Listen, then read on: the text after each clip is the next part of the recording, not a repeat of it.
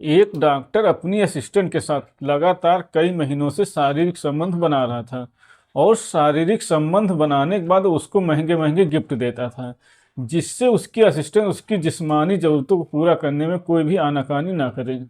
एक दिन विभा अपनी बड़ी बहन से अपने और डॉक्टर के अफेयर के बारे में बताते हैं। वो बोलते हैं कि डॉक्टर उससे बहुत जल्द शादी कर लेगा। लेकिन विभा की बड़ी बहन विभा की बातें सुनने के बाद उसको समझाती हैं कि अमीर लोग गरीब घर की लड़कियों से शादी की बात सिर्फ अपना मतलब निकालने के लिए करते हैं। तुम जितना जल्दी हो सके उससे शादी कर लो। इसके बाद विभा डॉक्टर आशुतोष पर शादी का दबाव बनाने लगती हैं। विभा रोज रोज डॉक्टर आशुतोष से शादी के बारे में बातें करने लगती हैं। जब विभा से डॉक्टर आशुतोष रोज रोज शादी की बातें सुन सुनकर परेशान हो जाता है, तो डॉक्टर आशुतोष एक दिन विभा के साथ ऐसा काम करता है जिसकी विभा ने कभी कल्पना भी नहीं की होगी। दोस्तों, डॉक्टर आशुतोष ने विभा के साथ क्या किया था, जानने के लिए बस आप कहानी में अंत तक बने रहिएगा। नमस्कार दोस्तों, मैं हूं राजन यादव। आप सभी का स्वागत करता हूं अपने यूट्यूब चैनल पर एक नई कहानी के साथ। आशा करता हूं आप सभी लोग स्वस्थ होंगे और अपने परिवार वालों के साथ मस्त होंगे। दोस्तों, कहानी में आगे बढ़ने से पहले आप सभी लोगों से एक छोटी सी रिक्वेस्ट है। अगर आपने अभी तक हमारे चैनल को सब्सक्राइब नहीं किया तो प्लीज़ चैनल को सब्सक्राइब कर लीजिए। दोस्तों, ये सच्ची कहानी सतना मध्य प्रदेश की है। सतना के धावरी स्थित कलेक्ट्रेट रोड पर एक दांतों का अस्पताल पड़ता है, जिसके डॉक्टर आशुतोष त्रिपाठी होते हैं और उनकी एक असिस्टेंट होती है जिसका नाम होता है विभा केवट। विभा की उम्र लगभग 24 साल थी। विभा देखने में बेहद ही खूबसूरत थी। विभा पढ़ाई में ही बहुत होशियार थी, लेकिन उसके घर की आर्थिक स्थिति अच्छी नहीं थी, इसीलिए वो पढ़ाई के साथ साथ नौकरी भी करती थी। दोस्तों, विभा पिछले 2 साल से फैमिली दंत चिकित्सालय में असिस्टेंट की नौकरी कर रही थी। विभा का घर वहीं पास के मल्लाह मोहल्ले में होता है। विभा के घर में उसकी मम्मी पापा के अतिरिक्त उसकी एक बड़ी बहन भी होती है। विभा रोज सुबह 8 बजे क्लिनिक पर जाती थी और वहां डॉक्टर आशुतोष की मरीजों को देखने में मदद करती थी। विभा दोपहर में लंच करने के लिए घर आ जाती थी और फिर उसके बाद वापस क्लिनिक चली जाती थी। शाम को 8 बजे डॉक्टर आशुतोष पहले विभा को उसके घर के पास में छोड़ देता था, उसके बाद वो अपने घर चला जाता। यही विभा का डेली का काम होता था, इसकी यही दिनचर्या थी। दोस्तों, एक दिन सुबह 8 बजे विभा क्लिनिक जाते हैं और दोपहर में लंच करने के लिए घर आते हैं। लंच करने के बाद वापस क्लिनिक पर चली जाती हैं, लेकिन शाम को वो अपने घर नहीं आती।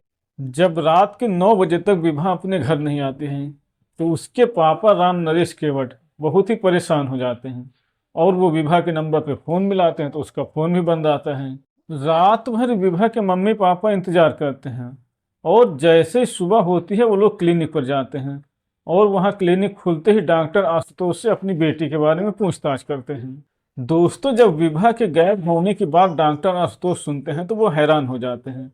वो बोलते ही कल शाम को विभा ने अपनी सैलरी के 6,000 रुपये लिए थे और कोई ज़रूरी काम बताकर यहाँ से चली गई थी। आप लोग चिंता न करो, वो वापस आ जाएगी। इसके बाद विभा के मम्मी पापा घर वापस आ जाते हैं और अपने सभी रिश्तेदारों के यहाँ पता करते हैं।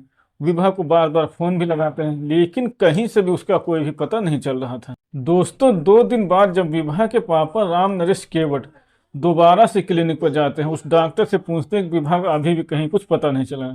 तो डॉक्टर बताता है कि विभा ने हमारे यहाँ काम करना छोड़ दिया है और वो तुम लोगों से भी नाराज़ हैं, इसीलिए अपना उसने नंबर भी बदल दिया और उसने कहीं दूसरी जगह रूम ले लिया और वो वहाँ पर रहने लगे हैं। इसके बाद विभा के मम्मी पापा विभा को पूरे शहर में ढूंढते हैं, लेकिन उसका कहीं भी पता नहीं चल रहा था।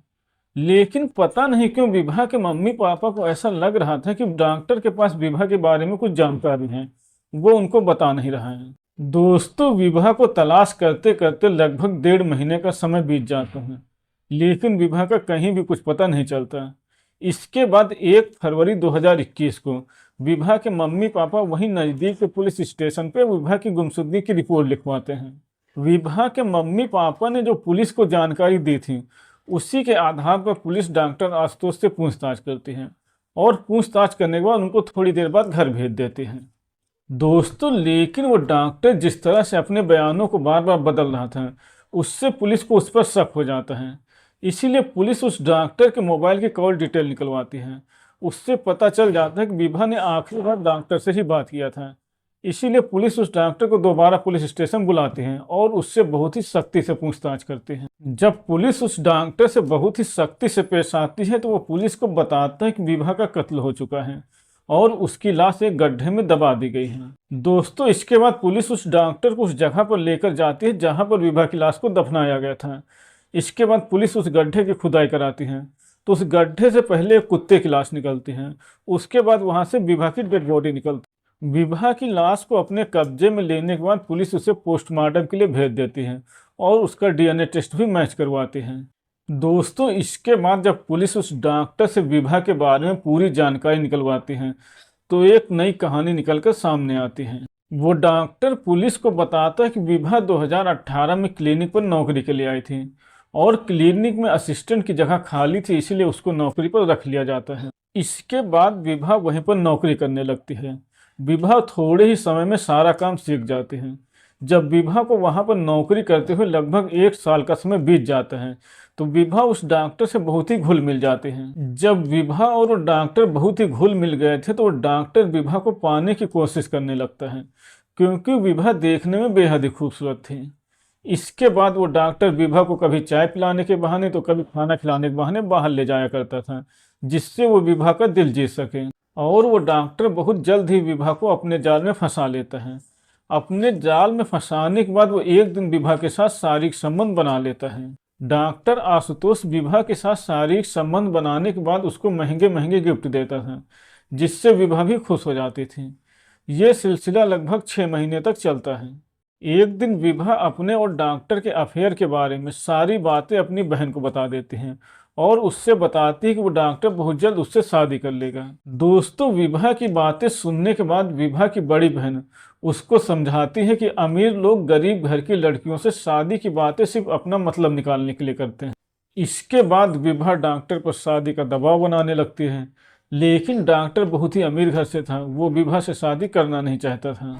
इसीलिए डॉक्टर आशुतोष 14 दिसंबर 2020 को, जिस समय क्लिनिक पर कोई नहीं था, उसी समय विभा की गला दबाकर हत्या कर देता है और अपने क्लिनिक के पीछे ही एक गड्ढा खुदवाता है। उस गड्ढे में विभा की लाश को डाल देता है। विभा की लाश डालने के बाद उसके ऊपर से नमक डाल देता है। विभा की लाश को दबाने के बाद डॉक्टर आशुतोष से कुत्ते की लाश को ढूंढवाता है और उसी गड्ढे में उस कुत्ते की लाश को भी दबा देता है जिससे कि अगर वहां से बदबू आए तो लोगों को बता सके कि यहाँ पर एक कुत्ते को दफनाया गया है। दोस्तों, इसके बाद पुलिस डॉक्टर आशुतोष को गिरफ्तार करके सतना कोर्ट में पेश करती है और कोर्ट से उसे जेल भेज दिया जाता है। दोस्तों, इस घटनाक्रम को सुनाने का उद्देश्य किसी को परेशान करना, किसी का दिल दुखाना नहीं है, बल्कि आप लोगों को सचेत करना है, जागरूक करना है, ताकि आप लोग अपने भविष्य में आने वाली ऐसी किसी भी समस्या से बच सकें। तो दोस्तों, ये थी आज की कहानी। अगर आपको पसंद आई हो तो वीडियो को लाइक करें और चैनल को सब्सक्राइब करें।